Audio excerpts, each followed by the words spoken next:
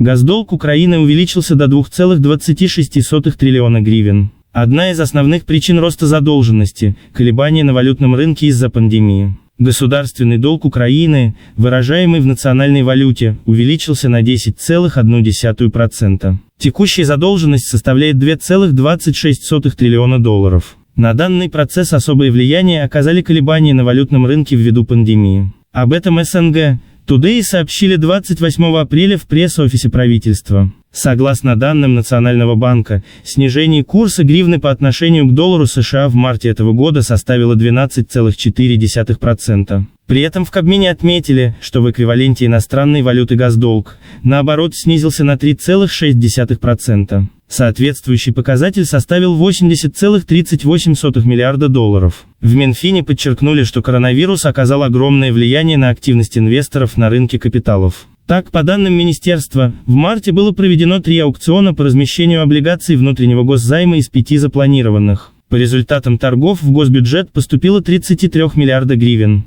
За отчетный период власти страны смогли погасить кредит объемом 141,8 миллиона долларов, полученный от канадского экспортного агентства. Расходы по обслуживанию госдолга составили 20,1 миллиарда гривен. На текущий момент Минфин активно сотрудничает с международными финансовыми организациями и рядом государств с целью достижения экономического баланса.